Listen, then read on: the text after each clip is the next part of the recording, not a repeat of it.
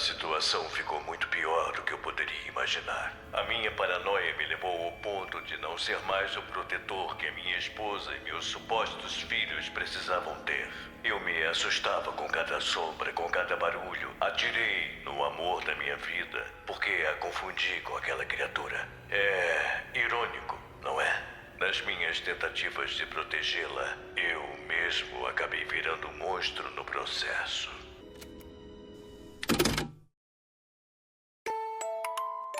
Digital Circus lançou seu terceiro episódio, e dessa vez, um pouco mais da história dos personagens foi mostrada pra gente, em especial, a do Kinger.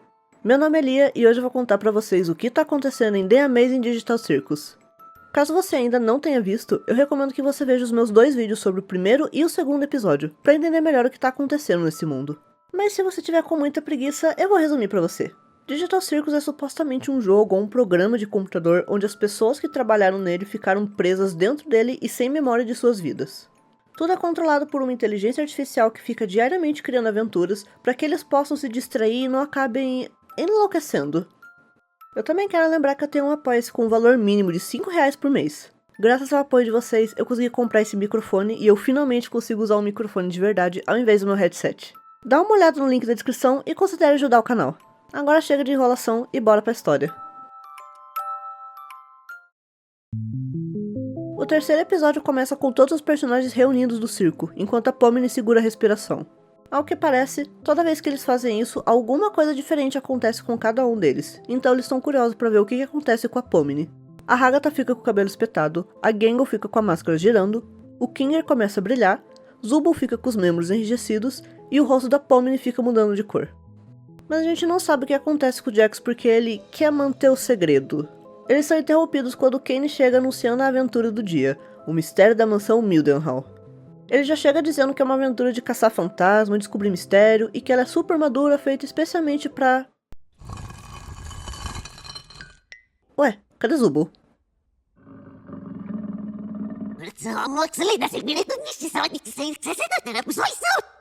Quê? De qualquer forma, a aventura já tá pronta, então o resto do pessoal vai lá participar. Diferente do episódio anterior, em que a aventura era no mundo doce, todo feliz e colorido, aqui eles vão pra uma mansão assombrada, toda escura, em uma noite chuvosa. Aqui o objetivo é simples, chegar até o final da mansão. Ou pelo menos, o objetivo parece simples, mas eu já vou chegar lá. A Pomni já tá meio cagada porque ela não lida muito bem com sustos. Ela até acaba se assustando com o Jax falando bu pra ela. Certeza não sei lidar bem com esse lance de susto.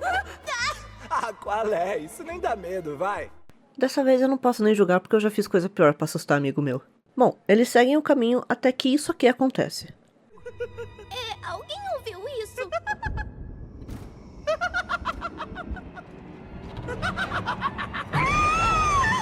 Ai, eu sou fantasminha. Mesmo depois que aquele bicho medonho se revela ser só um fantasminha bonitinho, a Pomni não consegue botar os olhos dela de volta no lugar, nem com o Kinger ajudando. Enquanto eles tentam resolver isso, o fantasminha explica que pra continuar a aventura, eles precisam escolher por qual porta eles vão passar. A porta da esquerda é a portinha comum. Classificação incrível para todas as idades. A porta da direita é a porta muito assustadora. Classificação só para Zubos maiores de idade. Agora quem decide são vocês. Jax! Que foi? Não era pra gente capturar todos os fantasmas? Como eles não sabem por qual porta entrar, o Jax tem a brilhante ideia de pegar a máscara da Gangle e jogar dentro de uma delas. Vamos tentar isso aqui. Não se apavore, Gangly, eu vou pegar a sua máscara.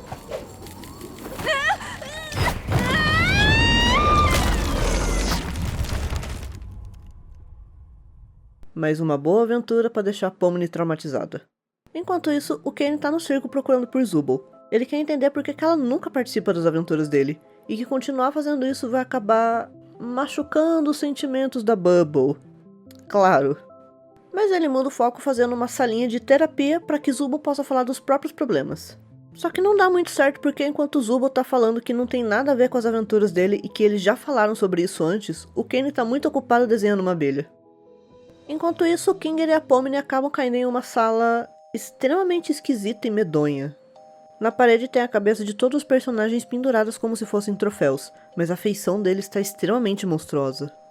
No centro, tem a cabeça de uma criatura que a gente ainda não sabe o que é. O Kinger liga o gravador em cima da mesa e começamos a ouvir as gravações do Barão Theodore Mildenhall. Ele conta que ele sempre adorou caçar e que isso virou uma obsessão pra ele, e que ele passou anos procurando aquela criatura branca na parede, dizendo que aquilo não era humano e nem animal, mas sim uma criatura profana e maligna. O Mildenhall queria se livrar daquela criatura para proteger ele e a família dele, mas infelizmente, matar ela não trouxe a paz que ele estava esperando. Mas infelizmente a gravação acaba aí. Bom, mesmo com toda aquela bizarrice, a Pomni e o Kinger decidem procurar por alguma forma de sair dali e encontrar os outros. Só que tudo ali parece estar trancado ou levar para lugar nenhum. Eles entram no que parece ser o escritório do Sr. Mildenhall e começam a abrir as gavetas, e dá pra ver que ele realmente estava obcecado por aquela criatura. Enquanto a Pomni fica fuçando nas mesas, o Kinger acha outra gravação. Nela, o Sr. Mildenhall conta que mesmo atirando nos pontos vitais da criatura e cortando a cabeça dela, o problema estava só começando. Ele tinha desviado o olhar do corpo dela só por um instante, e quando ele olhou para ela de novo, o corpo tinha desaparecido. A criatura não tinha morrido e ela com certeza ia voltar atrás da cabeça dela. O Mildenhall termina a gravação dizendo que, se alguém tivesse ouvindo aquela fita, não era para desviar os olhos da cabeça na parede. Quando a Pomni finalmente acha as chaves do elevador de carga, as luzes se apagam. E eu só quero abrir um parênteses para dizer que eu gostei dessa animação 2D, mesmo que sejam só os olhos deles. Tá fazendo muito barulho. Eita, é uma mosca mesmo. E... quem matei? Eu acho que matei. Não consigo ver minhas mãos.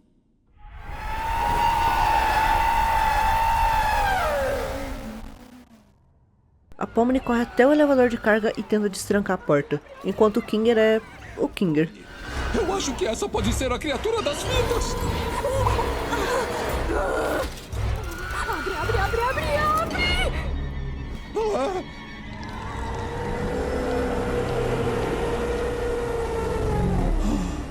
Como você tá linda, meu amor. Calma, do que ele tá falando? A Pomni consegue destrancar o elevador e trazer o Kinger de volta à realidade. Eles entram no elevador de carga e eles estão prontos pra saírem dali. Puta merda, o elevador tá descendo em vez de subir. Não estamos subindo! Por que não estamos subindo? Enquanto a Pomni e o Kinger estão fodidos, Zubo e Kane continuam a sessão de terapia deles no circo. O Kane tá lá dizendo que as aventuras dele não são feitas pra torturar os convidados e que qualquer coisa que aconteça é 100% não intencional. Zubo dá uma explodida e fala que ela tá cagando e andando pras aventuras dele e que não são elas o problema. Sou eu, lembra? É que eu não gosto de mim. Eu odeio esse corpo, eu odeio todas as minhas partes removíveis. Eu só quero poder me sentir bem. Ah, é! Agora sim, porque não conseguia me lembrar. É porque esse problema já foi resolvido. É só trocar suas partes indesejáveis de Zubo por partes melhores. Mas eu tento encontrar partes novas desde o dia em que cheguei aqui. Bom, voltando às aventuras. É, dá pra ver que o Kane não entende o problema e que pra ele as coisas são muito mais simples. E também dá pra notar que ele é super narcisista e egoísta, já que ele já volta a falar sobre as aventuras dele. Isso deixa Zubo putaça e ela fala que ninguém gosta das aventuras dele. A Haga até é muito boazinha pra admitir, o Jack só gosta de ver o caos, Gengo é muito tímida pra falar, o Kinger é doido e a Pomni volta traumatizada todas as vezes. Só que isso meio que faz o Kane quebrar. Ah, Zubo, Zubo, Zubo. Criar aventuras é a minha arte. A minha existência é só pra isso, é só nisso que eu sou bom. O que você tá dizendo pode significar que eu sou ruim na única coisa que eu sou bom. E isso é...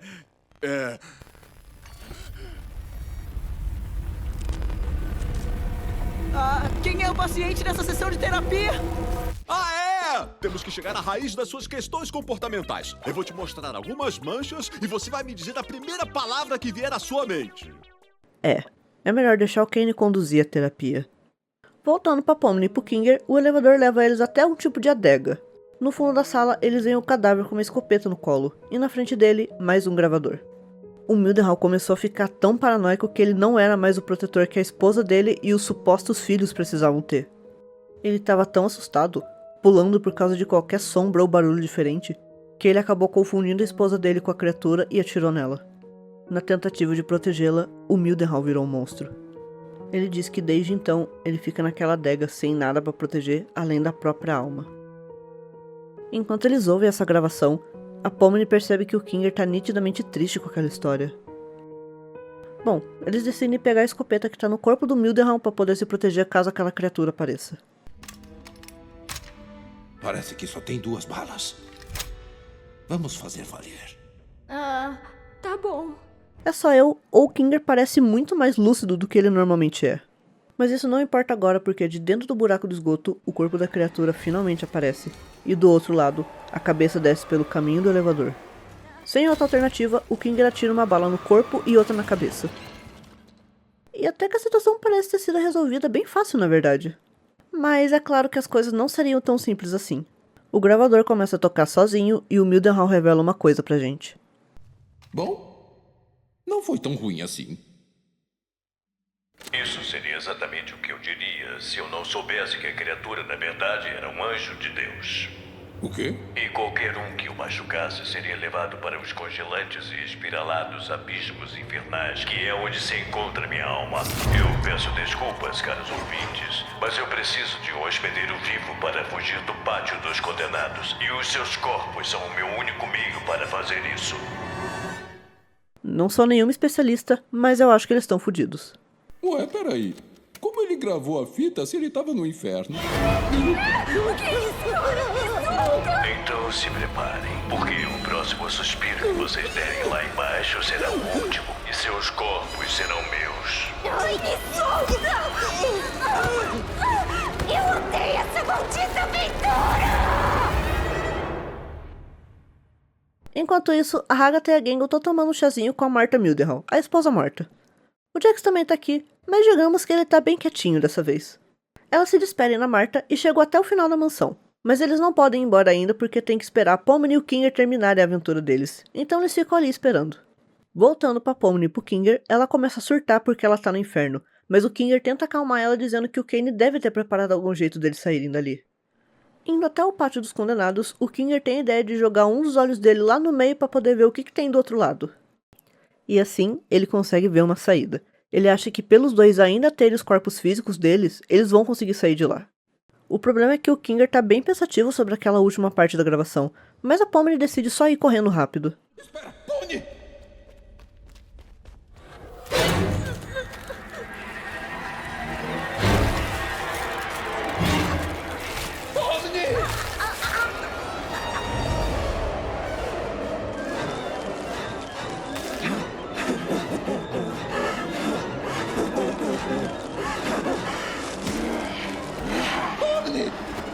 O Kinger consegue jogar a mão dele lá no meio e puxar a Pomni de volta. Então ele começa a bater no corpo dela pra expulsar o Mildenhall de lá. Como vai sua esposa, King? Os dois começam a conversar, e então ele finalmente revela mais sobre o passado dele. Você tá legal? Não. Eu acho que as almas são atraídas para qualquer coisa viva e querem um receptáculo para sair daqui. Poxa, 4 anos de ciência da computação para isso. Por quê? Cada dia que eu passo aqui é um pesadelo atrás do outro. Eu sabia que as coisas iam acabar assim. Ele quer que eu sofra. Eu tô mesmo no inferno. Não diga isso. Você não tá... Bom, tecnicamente eu acho que a gente tá. Mas deixa isso pra lá. Que tal descansar um pouquinho enquanto não tem nada perseguindo a gente?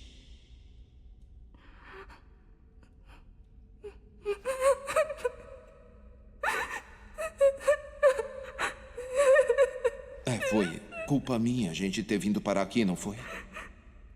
Eu sinto muito por isso. Me fala uma coisa, Kingo. Por que vem agindo tão diferente ultimamente? Venho mesmo, não é? Eu não me lembro muito bem das coisas. Ficar cercado pela escuridão sempre me transporta para um certo momento. Pouco tempo depois da minha esposa ter enlouquecido. Bom, eu não me lembro exatamente dos acontecimentos, mas nós dois fomos parar no forte juntos. E estava escuro. A escuridão parecia acalmá-la um pouco. As arestas ásperas e serrilhadas dela se aplainaram e ela não parecia mais irritada, sabe?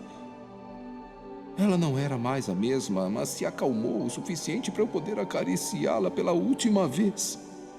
Antes de ir pro porão. Quando eu tô cercado pela escuridão, a minha mente sempre volta para aquele momento. Você tinha uma esposa, tipo, aqui no circo? Tinha. Ela era engraçada e criativa. Gostava muito de insetologia. No passado, eu odiava insetos, mas ela me fez gostar deles.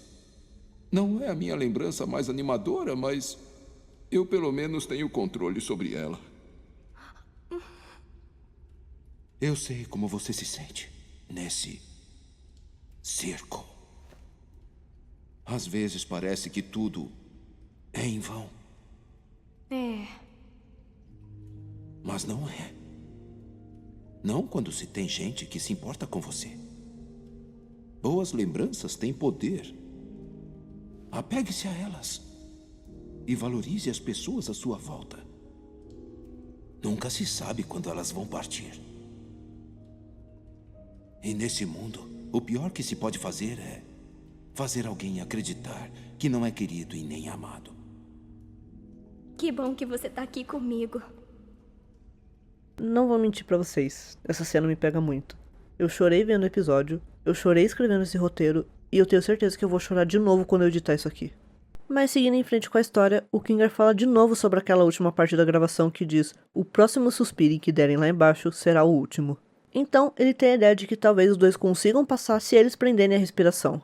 A Pomni fica meio receosa porque ela não é muito boa nisso. Ali no circo eles não precisam realmente respirar, mas como a Pomni ainda tá se acostumando com tudo isso, ela fica nervosa e não consegue segurar por muito tempo. Que tal a gente tentar não ficar pensando nisso?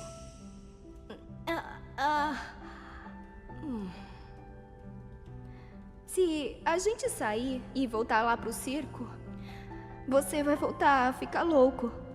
Você não vai se lembrar de nada disso, não é? Não se preocupe comigo.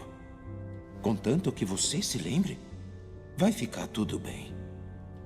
Você é muito forte, Pomni. E eu sei que vai conseguir passar por isso. Segura minha mão. A gente vai atravessar junto. Tá pronta?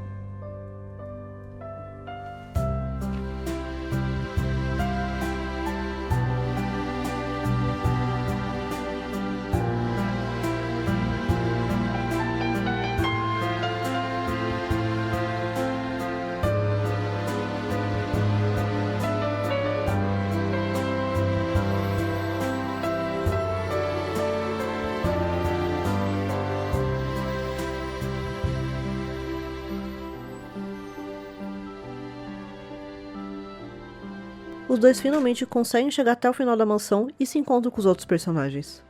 Mas infelizmente, o Kinger já estava esquecendo do que tinha acontecido.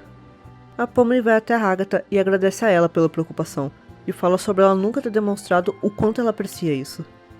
De volta ao circo, a gente vê que o Kane é que tinha virado o paciente, mas quando ele percebe que eles já estavam de volta, ele vai lá cumprimentar eles como se nada tivesse acontecido. Sejam bem-vindos, meus ordenhadores favoritos. Nunca mais chama a gente disso. Então, a Pomni vê o Kinger voltando pro forte de almofadas dele.